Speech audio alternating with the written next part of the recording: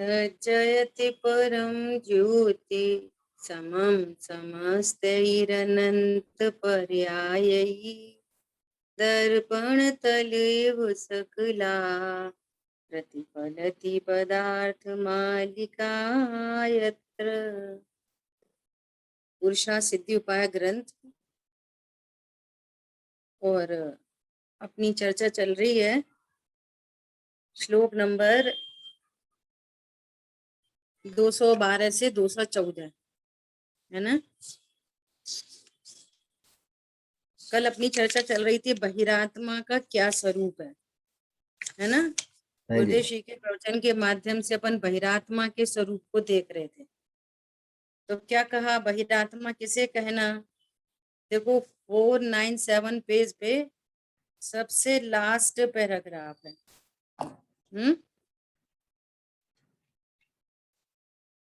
बहिरात्मा, अंतरात्मा, परमात्मा। उनमें बहिरात्मा तो मिथ्या दृष्टि है, क्योंकि उसे सम्यक दर्शन नहीं, वह केवल राग भाव है। देखो क्या बोल रहे हैं, मिथ्या दृष्टि को क्या बोल रहे हैं, वह केवल राग भाव है, अर्थात तो वहां राग की उत्पत्ति होती है ना। अर्थात वह अकेला विकारी भाव रूप है। उसकी पर्यायों में अभी इतनी बात समझना पड़ेगा कि वहां अकेला विकारी भाव है, अर्थात पर्याय में अकेला विकार उत्पन्न हो रहा है। ऐसा नहीं समझना चाहिए कि पूरी वस्तु विकारी है। द्रव्य स्वभाव तो मिथ्या दृष्टि का भी शुद्ध है, अविकारी है, परंतु ज्ञान श्रद्धा चारित्र में उनका जानना, उनका विश्वास और उसकी रमणता नहीं। इसलिए कह रहे हैं कि पूरा विकारी है, अर्थात अवस्था में परिपूर्ण विकार है। मैं ऐसा मानता है कि वह तो उसे अकेला विकार ही है ना। बहिरात्मा मिथ्या दृष्टि क्यों है, उसका क्या क्या कारण है कि वो मिथ्या दृष्टि क्यों है। स्वभाव को नहीं जाना, बस ऐसा कि जो आत्मा से बाहर तत्व हैं, उन बहिर तत्व को अपना स्वरूप जानता है, इसलिए बहिरात्मा। आत्मा से बाहर क्या है, संयोग, शरीर, कर्म, कषाय, ये सब आत्मा से बाहर है। तो उनको क्या जानता है कि ये मैं हूं। तो कह रहे हैं कि जो आत्मा के स्वभाव में पुण्य पाप विकार नहीं, वो स्वभाव में पुण्य पाप विकार नहीं है, अभी नहीं है, वर्तमान में नहीं है,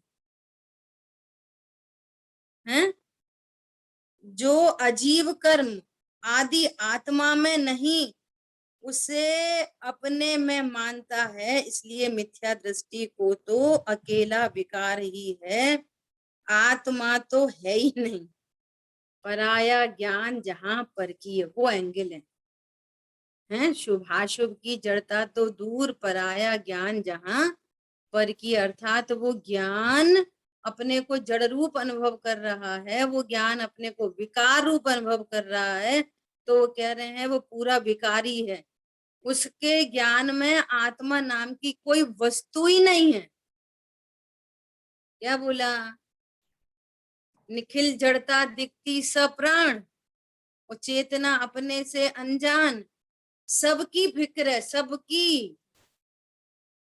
एक छोटी से छोटी 10 रुपए की चीज भी होगी ना, उसकी भी फिक्र है, ये खराब नहीं हो जाए,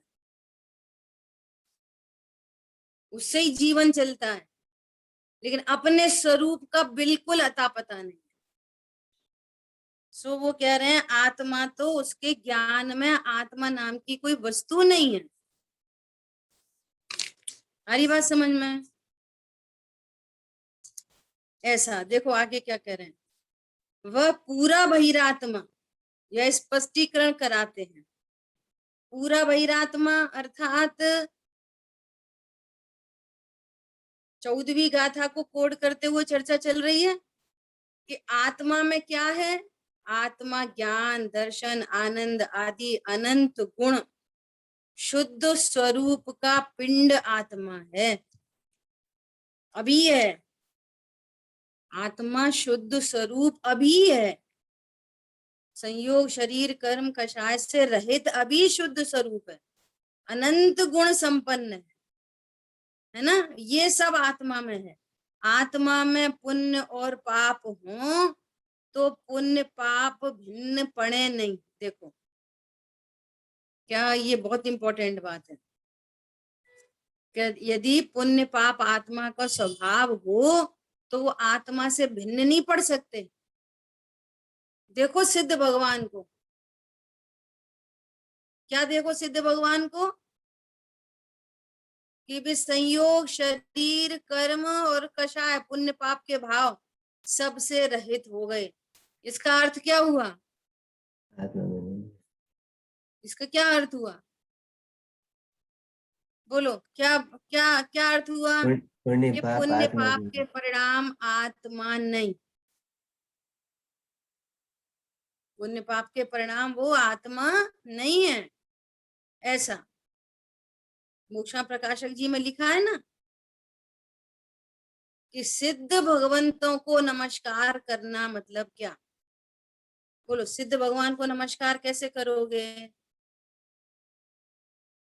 बोलिए सिद्ध भगवंतों को नमस्कार कैसे होता है? जैसा मेरा शुद्ध चित्त है वैसा मैं है। भाव कर्म नौ कर्म रहित निज शुद्ध आत्मा को जानकर मानकर ही फिर पर्याय रूप वैसी प्रकटता सिद्ध भगवान की देखकर हम नमस्कार करें। सिद्ध भगवान को नमस्कार करना अर्थात वेरी सिंपल, सिद्ध भगवंतों के स्वरूप को जानना। नमस्कार करना मतलब अपनी चर्चा चली थी ना, निश्चय पूजा, व्यवहार पूजा, पूज्य, पूजक, पूजा, पूजा का फल। इस 4 पॉइंट पे चर्चा हुई थी, बहुत बार हो चुकी चर्चा। पूजक पूजा करने वाला, ऐसी आराधक आराधना करने वाला, स्तुति करने वाला, है ना। और अपन अभी नमस्कार करने कह रहे कि शब्द से बात कर रहे हैं, तो नमस्कार करने वाला, तो नमस्कार करने वाला या पूजक या आराधक कौन है? कौन करेगा आराधना? बोलो स्वरूप को पूजा जानेगा, कौन करेगा? जो स्वरूप को जानेगा भगवान के। हाँ, तो कौन करता है पूजा? ज्ञान की पर्याय, ज्ञान की पर्याय। सारा काम ज्ञान में ही होता है, ज्ञान की पर्याय पूजक है। और व्यवहार से पूज्य कौन है? व्यवहार से पूज्य परमच परमेष्टि भगवान, वे पूज्य हैं। देव शास्त्र गुरु वे पूज्य हैं। अब उनकी पूजा कैसे करेंगे? देव शास्त्र गुरु की पूजा, तो पूजा का क्या मतलब है? पूजा या नमस्कार या स्तुति कि उनके स्वरूप को जानकर उनका बहुमान होना, उनका ज्ञान, उनका विश्वास और उनके प्रति भक्ति अनुराग। समझ में आ रही बात? हाथ जोड़ लेना, द्रव्य चढ़ा देना, मुंह से स्तुति पढ़ देना, पाठ पढ़ देना, ये पूजा नहीं है। क्रिया है खाली। पूजा क्या है? देव शास्त्र का स्वरूप हमारे ज्ञान में भाषित होना, उनके स्वरूप को जानना, उनका विश्वास होना और उनके प्रति विनय बहुमान भक्ति होना। समझ आई बात? हाँ जी। इसी का नाम पूजा है, इसी का नाम भक्ति है, इसी का नाम स्तुति है, इसी का नाम नमस्कार करना। और फिर क्या होगा ऐसा जानकर? ग्रहित बहुमान मिथ्यात्व आएगा। का नाश होगा। पूजा का फल क्या आएगा? और यदि उनके स्वरूप को नहीं जानते तो फिर पूजा का फल नहीं आएगा। थोड़ा बहुत पुण्य बन जाएगा लेकिन ग्रहित मिथ्यात्व नहीं टूटेगा। समझ आ रही है बात? मिथ्यात्व का अभाव होना चाहिए। और निश्चय पूजा में निश्चय पूजक कौन है? निश्चय पूजक भी ज्ञान की पर्याय। पूज्य कौन है? शाश्वत देव। नित्यम कर्म कलंक पंक विकलो देवा स्वयं शाश्वत। ये शाश्वत देव जो देवबल में विराजमान, इसकी पूजा कैसे करेंगे? अपने स्वरूप को जानना, ये निश्चय से पूजा है। समझ आई बात? और उसका फल क्या आएगा? ग्रहित अग्रहित मिथ्यात्व का नाश और रत्नत्रय प्रकट होना। आ रही बात ख्याल में? जी दीदी। दीदी जब व्यवहार पूजा, ये निश्चय पूजा। और निश्चय पूजा में कारण रूप पूजा और फिर कार्य रूप पूजा। मैं त्रिकाली हूँ, ध्रुव हूँ, परिपूर्ण हूँ, अज्ञान मोह राग द्वेष से रहित हूँ, निष्कर्म हूँ, निष्कषाय हूँ, ऐसा ज्ञान में भली भांति वस्तु स्वरूप का निर्णय हो। कल चर्चा आ रही थी, बाहर के जो भी कुछ है शरीर और संयोग, वो घाती कर्म की खेती है, वो रिलेटेड टू अघाती कर्म, सॉरी, है ना। और यहाँ जो परिणाम है उनका निमित्त नैमित्तिक संबंध घाती कर्म से है, और दोनों से भिन्न में त्रिकाली ध्रुव। परंतु अपने स्वरूप को नहीं जानकर उनसे असंयुक्त होने पर भी संयुक्त जैसा प्रतिभास, ये संसार का बीज है बहिरात्मा। सो उसकी चर्चा कर रहे हैं जिससे बहिरात्म पने का अभाव हो। सिद्ध भगवंतों को नमस्कार किया तो सिद्ध भगवान निखालिस प्योर शुद्ध आत्मा, जहां संयोग नहीं, शरीर नहीं, कर्म नहीं, कषाय नहीं, पुण्य पाप के भाव नहीं। तो कह रहे पुण्य पाप के भाव भिन्न पड़ गए। वे शरीर संयोग तो भिन्न द्रव्य हैं, कर्म तो भिन्न द्रव्य ही हैं, लेकिन अपने द्रव्य में जो पर्याय विकारी उत्पन्न होती थी, उन विकारी पर्यायों का भी अभाव हो गया, वो भिन्न पड़ गए।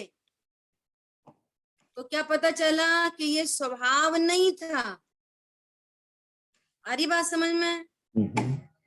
भिन्न न पड़े तो पृथक न पड़े तो आत्मा रहे नहीं। बोलो, आत्मा तो त्रिकाली है, ध्रुव है, सदा है, उत्पाद व रूप नहीं है। और आत्मा यदि पुण्य पाप के भाव रूप हो तो फिर आत्मा ही नहीं रहे, वे पुण्य पाप के भाव उत्पन्न होते हैं, नाश को प्राप्त होते हैं। तो आत्मा भी उत्पन्न होती हो, नाश हो जाती, तो आत्मा ही नहीं रहती। कैसे बोलते हैं हम कि वो मारीची, वो शेर, वो राजा का पुत्र, वो मुनि, वो अनंत और वो सिद्ध, कैसे बोलते हैं कि आत्मा तो कभी, उसका तो कभी अभाव नहीं होता, वो सदा एक रूप, वो परिणाम उत्पन्न हुए नाश हुए। ये लॉजिक है। तो आत्मा में पुण्य पाप नहीं, ये सिद्ध हो गया। हरी बात समझ में?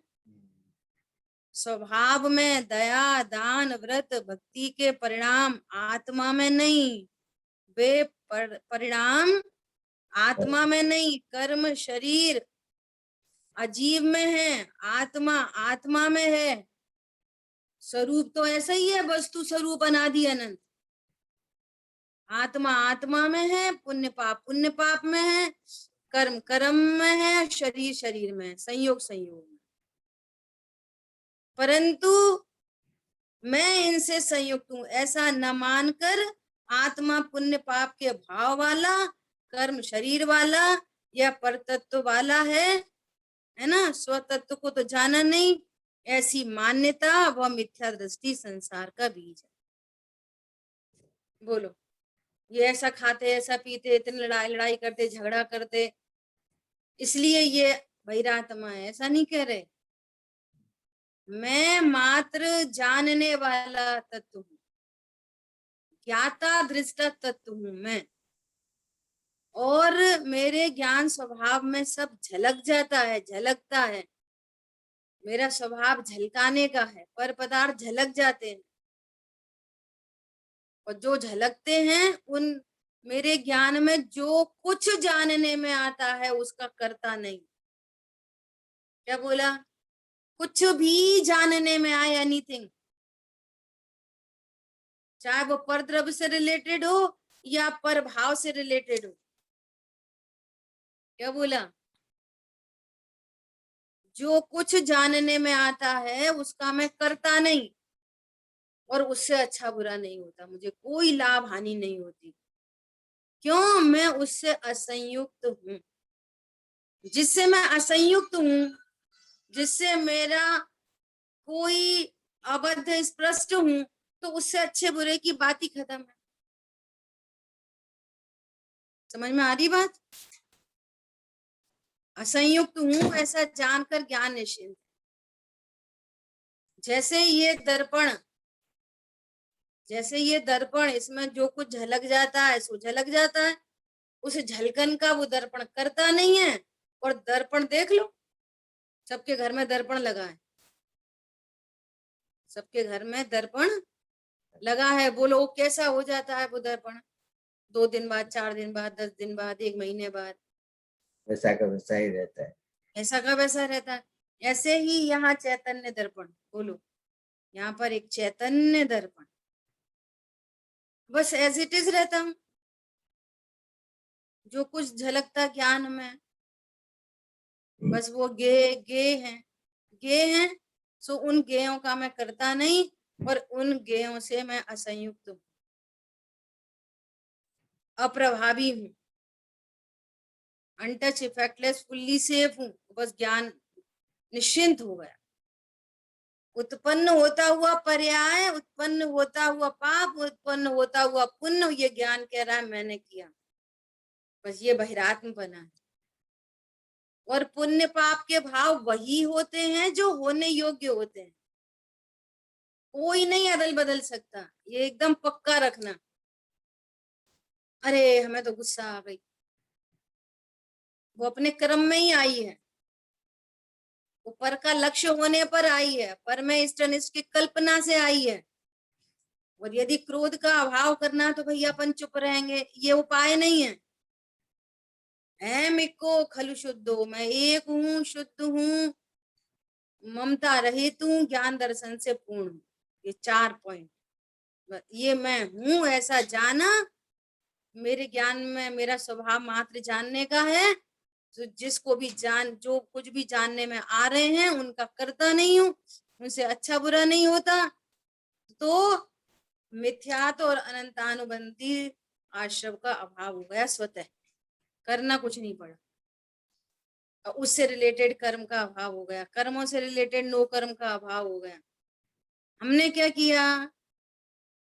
बोलो दुखों को मिटाने के लिए हमने क्या किया? दुख में कुछ नहीं किया। दुख को मिटाने के लिए हमने क्या किया? देखो स्वभाव को जाना, दुख में कुछ नहीं किया, पर द्रव्य में भी कुछ नहीं किया। क्या बोला? पर द्रव्य में भी कुछ नहीं किया, चाहे जैसा जगत परिणमे। यहाँ समझ में आ गई, उससे मैं अच्छा बुरा नहीं होता। अब कोई संकल्प विकल्प नहीं। संकल्प मतलब मिथ्यात्व, और विकल्प मतलब राग द्वेष। संकल्प मतलब मिथ्यात्व, विकल्प मतलब राग द्वेष। ना कोई संकल्प है ना कोई विकल्प। क्यों? मैं तो अनटच, इफेक्टलेस, फुल्ली सेफ तत्व हूँ। असंयुक्त, यहाँ पे बात चल रही है, असंयुक्त हूँ। कैसा हूं मैं? असंयुक्त हूँ।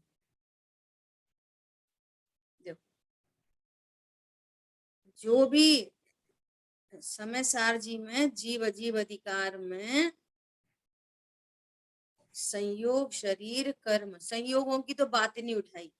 क्यों? वे तो एकदम प्रकट जुदे धंधाम है, उनकी तो बात क्या करो। शरीर, कर्म, ये तो 2 भिन्न द्रव्य हैं। अनंत पुद्गल परमाणु में शरीर और अनंत पुद्गल परमाणु में कर्म। ये दोनों देह चेतन दूध पानी की तरह मिले हैं, जल पय ज्यों जियतन मेला। और जीव अजीव अधिकार में पुण्य पाप के भाव को भी दूध पानी की तरह मिले हुए कहा। क्या बोला? हाँ जी, पुण्य पाप वे के। तो दूध पानी की तरह मिले ही हैं, यहाँ तो राग आदि भाव को भी दूध पानी की तरह मिले हैं, ऐसा कहा है ना। फिर क्या बोल रहे हैं? जैसे वो शरीर कर्म ये अचेतन है, जड़ रूप है, ऐसे ही कहा कि ये आश्रय भाव पुण्य पाप के भाव जड़ रूप हैं, अचेतन। समझ आई बात? हाँ जी, हाँ जी। उनको कहा वर्णादि और इनको कहा राग आदि। वर्णादि तो अचेतन है ही, राग आदि भी अचेतन। और फिर कह रहे हैं कि वे राग आदि भाव न स्वयं को जानते न पर को जानते, लेकिन मैं चैतन्य तत्व हूं, मेरा स्वभाव स्वपर प्रकाशक है। सो आश्रव में और जीव में स्वभाव की विपरीतता है। क्या बोला? आश्रव तत्व में और जीव तत्व में स्वभाव से विपरीतता है। वे जड़ रूप हैं, अचेतन हैं, दुख रूप हैं, दुख के कारण है, नवीन बंध के कारण। ये चेतन है, सुख स्वरूपी है ना, और इसका आश्रय होने पर निर्बंधता का कारण, सुख का कारण। दोनों में बिल्कुल ओपोजिट चीजें हैं, दोनों दोनों। और सबसे बड़ी बात, ये उत्पन्न होता हुआ आश्रव जीव में कुछ नहीं करता। ओहो, उत्पन्न होता हुआ आश्रव जीव में अर्थात मेरे में कुछ नहीं करता। कौन दोहराएगा इस वाली बात को? बोलो।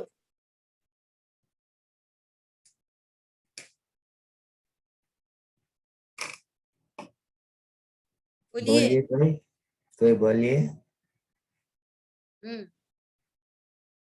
उत्पन्न होता हुआ आश्रव जीव में कुछ नहीं करता। बस प्रसन्न हो जाओ। जीव राग नहीं करता और राग भी जीव का कुछ नहीं करता। बोलो, करता होता तो आज मारीची का जीव सिद्ध क्षेत्र में विराजमान होता। आदिनाथ भगवान तो बहुत पहले के चले गए, ये तो इतने काल के बाद गए। और आश्रय परिणाम जीव का कुछ बिगाड़ते तो फिर बिगाड़ दिया होता ना। इससे सिद्ध हो रहा है कि राग भी जीव का कुछ नहीं करता। वो उत्पन्न होता हुआ आश्रव है, करता हुआ नहीं। और उसका निमित्त नैमित्तिक संबंध द्रव्य कर्म से, द्रव्य आश्रव द्रव्य बंध और भाव आश्रव, द्रव्य आश्रव भाव आश्रव। तो उनका रिलेशन अघाती कर्म का उदय और शरीर और सामिप्य, उनका रिलेशन उधर से। आ गई बात समझ में? और ऐसा नहीं माने तो संसार का बीज। देखो ये भी कैसी केमिस्ट्री चलती है कि समझो अनादि काल से त्रिकाली ध्रुव भगवान आत्मा है, उपयोग लक्षण है, वहीं पर ज्ञान मोह राग द्वेष के परिणाम है, वहीं पर कर्म है और वहीं पर शरीर है। इतनी 4-5 चीजें एक स्थान पर दूध पानी की तरह मिले, अनंत काल से। हाँ, और अनंत काल से मिले, अनादि से मिले, अनादि से, उसमें अनंत काल बीत गए। और समझो आज वेरी फर्स्ट टाइम हमने स्वरूप को जाना, या समझो अनादि से जब स्वरूप को नहीं जान रहे ना, तो हर पर्याय में अज्ञान मोह, एवरी न्यू पर्याय अज्ञान मोह, और वही राग द्वेष। तो ये राग द्वेष जो उत्पन्न हो रहे हैं ना, इसको कह रहे हैं नवीन राग द्वेष। इधर अज्ञानता के एंगल से क्या कह रहे हैं? नवीन राग द्वेष। तो नवीन कर्म का बंधन। तो अब ये जो कर्म का बंध हो रहा है ना, ये पूर्व में जो कर्म बंधे हैं उनमें उत्कर्षण, इस भाव से उत्कर्षण, अपकर्षण, संक्रमण आदि आदि वे सब चलती रहती है कहानी। हरी बात समझ में? और आज यहाँ स्वरूप जाना, और अभी भी वो भाव उत्पन्न हो रहे हैं, लेकिन वो ज्ञान कह रहा है कि मैं इससे असंयुक्त हूँ,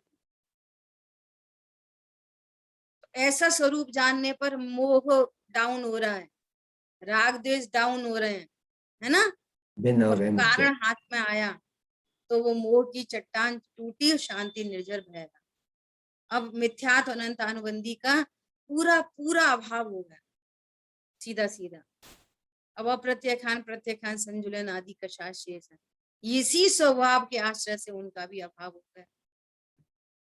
हरी बात समझ में? तो काम कितने करने? एक ही काम है, अपने स्वरूप को जाने। संयोग शरीर कर्म तो भिन्न द्रव्य हैं, मूल बात है राग आदि की। सो ये राग आदि भी पर तत्व है, स्व तत्व नहीं है। क्यों? हमने लॉजिक से जान लिया उनके स्वभाव में ही ओपोजिशन है, विपरीत स्वभाव वाले हैं, है ना। इतनी बात हो गई। अब कह रहे हैं कि तो भी ऐसी मान्यता वही मिथ्या दृष्टि संसार का बीज है। अरे न्याय से सिद्ध होता है। बोलो क्या गुरुदेव श्री क्या फरमा रहे हैं? ग्रहित मिथ्या तो जरा भी नहीं गया। कैसे जाए ग्रहित मिथ्या? तो अभी चर्चा हो गई, स्वरूप को जानने से। हाँ, किसके स्वरूप को जानने से? मेरा अपना देव शास्त्र गुरु के स्वरूप, भली प्रकार से देव शास्त्र गुरु के स्वरूप को जानने से ग्रहित मिथ्यात्व मिटा। सो वो व्यवहार से पूजा है ना, डायरेक्ट बोल रहे हैं व्यवहार से, ऐसे बोल देते हैं व्यवहार पूजा। व्यवहार पूजा भी कब होगी? जब ग्रहित मिथ्यात्व मिटेगा। और ग्रहित मिथ्यात्व नहीं मिटा तो बोलो व्यवहार पूजा भी नहीं हुई। आपने अनंत और सिद्ध भगवान के स्वरूप को नहीं जाना।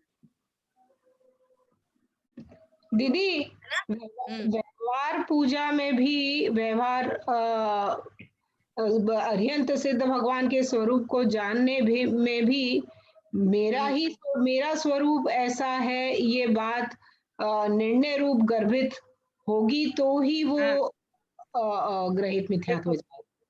अभी क्या कह रहे हैं कि अभी सबसे पहले देवशास्त्र गुरु के स्वरूप को जाना।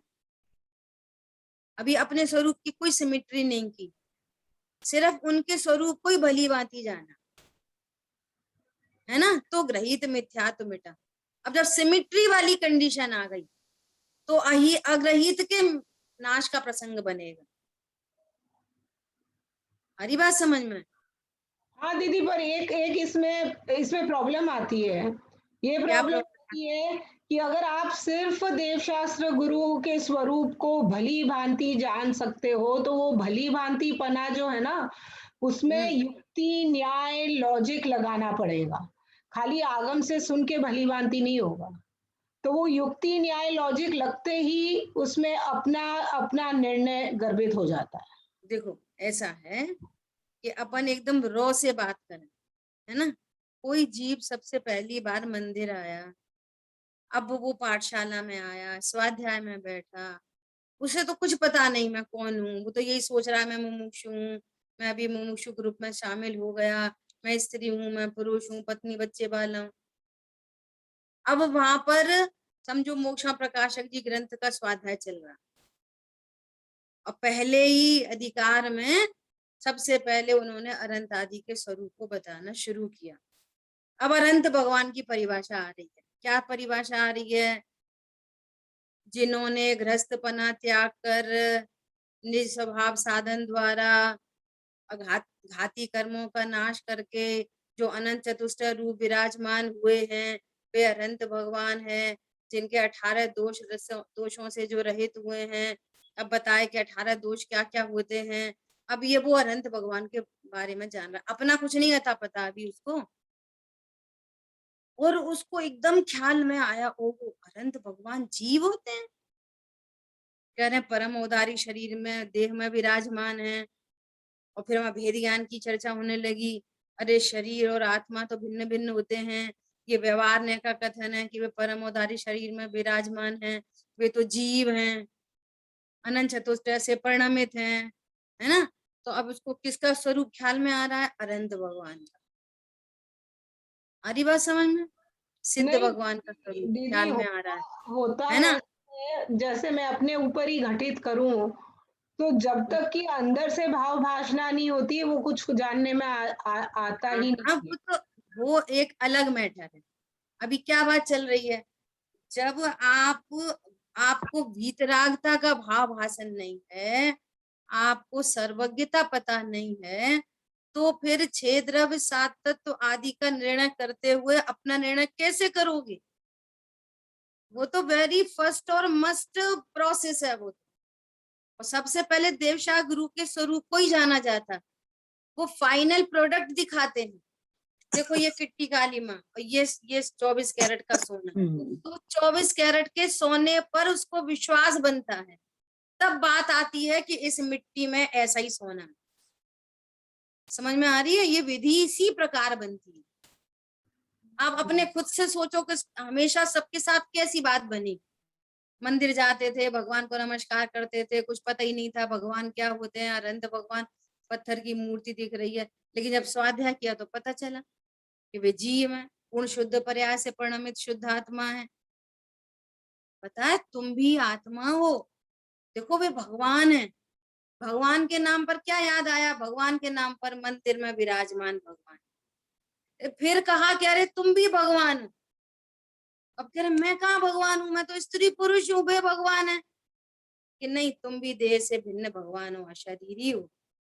जैसे वे परम उदारिक शरीर से भिन्न जीव वस्तु हैं, ऐसे तुम भी ये उदारिक शरीर से भिन्न जीव वस्तु हैं। तो उनसे सिमिट्री होने लगी। समझ में आई बात? तो अग्रहित मिथ्यात्व के नाश का प्रसंग बनेगा। जिसको ग्रहित नहीं मिटा उसको अग्रहित नहीं मिट सकता। दीदी, पर फिर भी मेरा जिस तरह का डाउट और जो मुझे भाव भाषणा में हो रही है प्रतीति, जिस तरह से लग रहा है कि वो मेरा जो ग्रहित मिथ्यात्व है, वो तभी घटे मिटेगा जब मेरा निर्णय होगा। निर्णय के बिना हाँ, वही तो बात कर रहे हैं। ग्रहित मिथ्यात्व के मिटने का अर्थ क्या होता है? ग्रहित मिथ्यात्व मिटने का अर्थ क्या होता है? कि हमारे देव ज्ञाता दृष्टा हैं, कर्ता धर्ता नहीं, उनके स्वरूप को जानते हैं ना, तो इसका नाम है कि ग्रहित मिथ्यात्व का नाश। हाँ, पर मैं वहीं पे आपको कह रही हूँ दीदी, जो मुझे फीलिंग में आ रही है हाँ तो बात, कोई बात नहीं, वेरी करता। अब सबको अलग अलग तरह की अनुभूति मतलब होती है। टेक्निकली राजमार्ग ऐसा ही है। टेक्निकली राजमार्ग कैसा है कि प्रत्येक जीव को प्रथम में प्रथम देव शास्त्र के स्वरूप से होकर गुजरना पड़ता है। हाँ, पर मैं आप वहां ट्रेन में बैठते हो, एग्जाम्पल में, तो ट्रेन आपके घर नहीं आती, एक साथ प्लेटफॉर्म और ट्रेन नहीं आती। पहले घर से चल के प्लेटफॉर्म पे जाते हो और प्लेटफॉर्म से टिकट वो ट्रेन में बैठ। दीदी, पर यहाँ पे मेरा इतना ही पॉइंट है कि वेद शास्त्र गुरु के का जो निर्णय है, अपन मिथ्यात्व के जाने की बात कर रहे हैं, मिथ्यात्व गया वो ग्रहित, तो वो यानी विश्वास, तो वो निर्णय तो विश्वास तो तभी बन पाएगा जब मैं उसे अपने निर्णय तक ले आऊं, तो ही उनके प्रति निर्णय बना। नहीं तो नहीं नहीं बनता, हुआ भाषित होता है। तो वो निर्णय वाली जो स्टेज होती है ना, जो आप हमेशा बताते रहते हैं, निर्णय पहले होगा, निर्णय रूप कारण रूप, तो वो निर्णय वाली स्टेज होने पर ही ग्रहित गया। ऐसा मतलब ऐसा नहीं है कि मेरी अपेक्षा से ऐसी है या आपकी अपेक्षा से ऐसी। आई थिंक ये मुझे ये टेक्निकल पॉइंट क्लियर करना है। दीदी बात चर्चा चल तो रही है। ग्रहित मिथ्यात और अग्रहित मिथ्यात समझो पहले, ये दो अलग अलग चीजें हैं कि एक ही है? हाँ, दो अलग तो अलग है। ये अलग अलग चीजें हैं ना, हाँ, तो हाँ, इनका हाँ। दोनों का स्वरूप अलग अलग है। तो ग्रहित हम्म। मिथ्यात मतलब देव शास्त्र गुरु के बारे में विपरीत मान्यता। हाँ दीदी, पर तो देव शास्त्र गुरु के बारे में सच्चा स्वरूप पता चला, हम्म है ना? अब वो हम्म जैसे देव है वैसे ही मेरा स्वरूप है हम्म हम्म है ना? हम्म तो जब उनके स्वरूप को देखकर अपने स्वरूप को जाना, हम्म अग्रहित मिथ्यात्व मिटा। दो अलग अलग चीजें हैं, दोनों के लक्षण अलग अलग हैं, दोनों के नाश की विधि अलग अलग है हाँ, अच्छा दीदी, आप इसको प्लीज एक बार और क्लैरिफाई करना है मेरे ना? लिए। और एक बात, वो ऐसा बोला जाता है कि जब हम अपनी आत्मा को जानते हैं तब हम जानते हैं ओहो अनंत भगवान इतने सुखी हैं, क्योंकि हमने अपने सुख को जाना। तो अब वो कार्य की तरफ से वापस चर्चा आएगी। पहले हमने आगम युक्ति न्याय से देव के स्वरूप को जाना। जब तक हम सर्वज्ञता का निर्णय नहीं करेंगे तो क्षेत्र, पिछली क्लास में भी चर्चा हुई है कि हम क्षेत्र तत्व का निर्णय कैसे करेंगे, किसके बल पर करेंगे। हमें तो बाकी 4 तरफ दिखते ही नहीं है। धर्म धर्म आकाश काल आपको दिखाई दे रहा है। सर्वज्ञ जा वाणी के ज्ञानते हैं सूझे लोकालु। जो जा वाणी किसकी वाणी है? ये जिनेंद्र देव की वाणी है। जिनेंद्र देव की वाणी कैसी है कि एकदम शुद्ध वाणी है, पूर्वापर दोष रहित है, स्यादवादमयी वाणी है, अनेकांतमयी स्वरूप को बताती है। क्यों बताती है? कि वे सर्वज्ञ हैं और वीतरागी हैं, इसलिए उनकी वाणी में कोई झूठ सच का कोई कॉलम नहीं है। झूठ 2 कारणों से बोला जाता है, या तो अज्ञानता हो या राग द्वेष हो। अब उनके बारे में ही नहीं हमें पता कि वीतरागता का क्या परिणाम भाव है, सर्वज्ञता का क्या भाव है। तो सबसे पहले तो उनके ही स्वरूप को जानना पड़ेगा, है ना।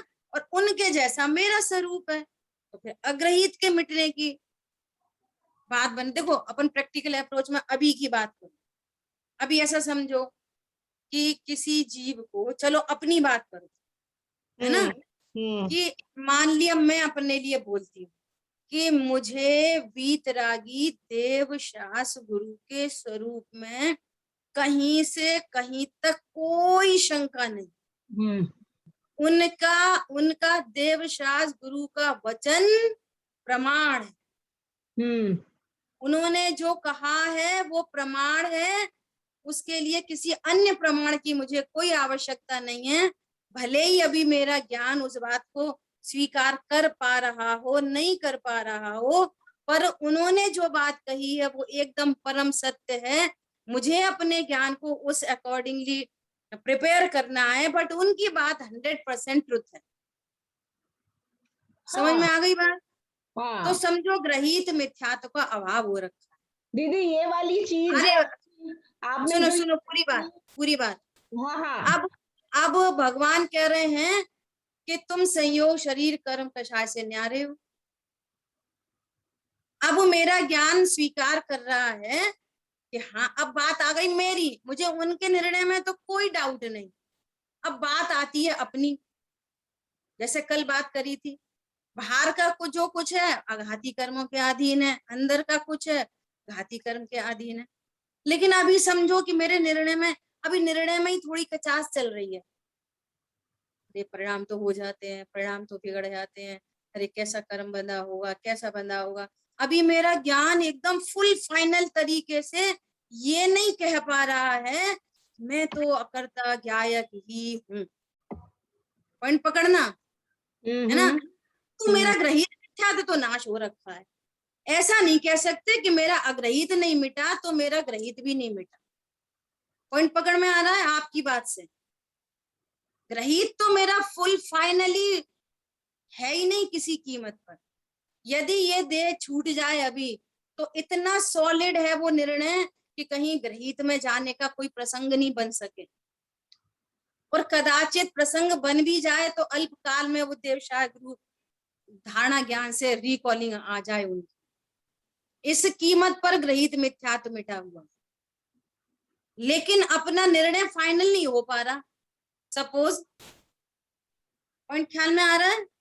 तो ये शर्त नहीं है कि अग्रहित मिटेगा तो ही ग्रहित मिटेगा, ग्रहित मिटेगा तो अग्रहित भी मिट जाए। दीदी वो नहीं कह रही हूँ मैं तो आप अब अभी आप देखो अपनी डिटेल्ड चर्चा हो गई ना, अभी आप इसके अकॉर्डिंगली स्वरूप समझने की कोशिश करिए।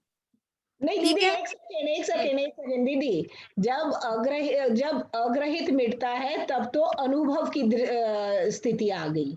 मैं अनुभव वाली बात नहीं कर रही थी। जब निर्णय की स्थिति आप हमेशा आपने ही ये समझाई हुई बातें हैं, निर्णय पहले होता है तो जो निर्णय पहले होता है वो वाली स्टेज है ना, और उसके और अनुभव के बीच में भले ही 2-4 भव भी लग जाए, परंतु वो निर्णय वाली स्थिति में ही अग्रहित मिटा, मैं ये कह रही हूँ। नहीं, ग्रहित हाँ, मिटा। तो वही वाली बात चल रही है ना कि आप ये दीदी मैं समझो। कुछ कह सकता हूँ, माफ कीजिए। बोलिए बोलिए हाँ। बोलिए। हाँ जी, मैं ये पूछने वाले को एक चीज बताना चाहता हूँ कि आप हाँ। 10 मिनट से डिस्कस कर रहे हैं, तो दीदी इतनी अच्छी तरह से समझाते हैं, तो अभी आप थोड़ा सा चिंतन मनन कीजिए, और ज्यादा प्रश्न हो तो फिर दीदी से पर्सनली बात कर दीजिए, ये मेरी सही। रिक्वेस्ट है। नहीं, नहीं, सॉरी, एकदम सही बात है कि है ना, अपना विषय फिर आगे नहीं बढ़ता। हाँ, हाँ, और हाँ, अगर मान लिया ये वाली बात किसी को क्लियर हो तो फिर उसको रिपीटिशन भाषित होता है ना। हाँ, तो हाँ, वो सॉरी। तब अपन एक लिमिट में ही इन चीजों को रखें, है ना। बिल्कुल सही बात है आपकी। देखो मेरे लेवल से तो मेरे को किसी बात को मना करने का भाव नहीं आता। तो ये आप अंडरस्टूड करो इसको कि अपन उस चीज को एक लिमिट में रख के और आगे बढ़े, और नहीं तो अपने ज्ञान को वहां तक ले जाने की कोशिश करें, है ना। एकदम सही बात है। चलिए आगे चर्चा करते हैं, समय 1 मिनट बचा है। देखो अब बहुत इंपॉर्टेंट बात आ रही थी जो अपनी पहले भी चर्चा हो चुकी। देखो क्या कह रहे हैं, ग्रहित मिथ्या तो जरा भी नहीं गया, है ना। अब देखो जो एक बार चर्चा आई थी ना कि अभव्य को भी क्या बोलते हैं, प्रायोग लब्धि तक पहुंच जाता है। देखो उसकी झलक आपको ये गुरुदेव श्री की इन आगे की 3 लाइनों में मिलेगी। क्या बोल रहे हैं, यह रस तीव्र मंद वह कोई चीज नहीं, वह तो अभव्य को भी अनंतानुबंधी और मिथ्यात्व का रस मंद पड़ता है। मंद पड़ा वह अभाव नहीं है, और अभाव के बिना मिथ्यात्व का नाश नहीं होता। आ गई बात कि राजमार्ग तो यही है कि देवशास्त्र गुरु का निर्णय किया जाए, द्रव्य गुण पर्याय से अपना निर्णय किया जाए। अब वो कह रहे हैं कि मिथ्यात्व और अनंतानुबंधी का रस मंद पड़ गया, तो वो कह रहे हैं कि कर्म फिलॉसफी के अंतरंग में अभव्य को भी इसका रस मंद पड़ जाता है अपने टाइम फैक्टर में। लेकिन आपको यदि रस मंद अकेला पड़ा है, और देखो जब निर्णय की प्रोसेस में आएंगे तो सचमुच में रस मंद पड़ेगा, और रस मंद पड़ते हुए यथा योग्य समय में वो टूटकर अनुभूति का जन्म होएगा। लेकिन यहाँ पर क्या कह रहे हैं कि जब तक हम तो उसको सम्यक तो सन्मुख मिथ्या दृष्टि ही कहेंगे। क्या बोला, तुम्हारे को तो मिथ्यात्व का अभाव हो, स्वभाव का आश्रय हो, तो कहा जाए कि ये मिथ्यात्व का अभाव हुआ। ठीक है, अभाव का कारण अपना आत्मा है जिसमें साधन पड़ा है। तो कितनी गजब की बात है, राग भाव में साधन नहीं पड़ा, ज्ञान ज्ञान साधन है, तत्व निर्णय साधन है। तत्व निर्णय पूर्वक वो ज्ञान ही स्वभाव की ओर अप्रोच करता है। राग कभी भी साधन नहीं बन सकता। कितना मंद कषाय का भाव हो, वो साधन नहीं है, अदरवाइज वो घातक परिणाम। ज्ञान ही साधन है। क्या बोल रहे हैं, जिसमें साधन पड़ा है, राग के अभाव रूप स्वभाव साधन है, वह स्वयं साधन होता है। इसलिए अपन ने अभी चर्चा की ना, देखो समय तो अपना हो गया है, अभी अपन ने चर्चा की ना क्या कि व्यवहार पूजक वो भी ज्ञान। बहुत लोग ऐसा बोलते हैं भगवान की पूजा किससे होती है कि राग से। राग से कभी पूजा नहीं होती भगवान की। राग वहां पर खड़ा जरूर होता है, लेकिन राग अंधा परिणाम है। बहुत लोग ज्ञान के बिना अकेला राग को पूजा समझते हैं, इसलिए यहाँ पर कह रहे हैं ऐसी पूजा से रहित भी नहीं मिटता। इसलिए व्यवहार पूजक भी ज्ञान है और निश्चय पूजक भी ज्ञान है। ज्ञान साधन है, राग साधन कभी भी नहीं होता। भले उसकी उपस्थिति होती है लेकिन वो साधन नहीं है। इतनी बात को अपन को समझना है। समय अपना हुआ है, शेष चर्चा आगे करेंगे। जिन वाणी के ज्ञान से सूझे लोकालोक, सो वाणी मस्तक नमो सदा दे तुम्हें रोक। बोलिए द्वाशांग मई जिनवाणी माता की जय। जय जय हो। हो। सभी को जय जिनेन्द्र, मिच्छामि दुक्कडम। दीदी वो क्लियर करना मेरे कोई बात जय नहीं, जिनेन्द्र। कोई बात नहीं।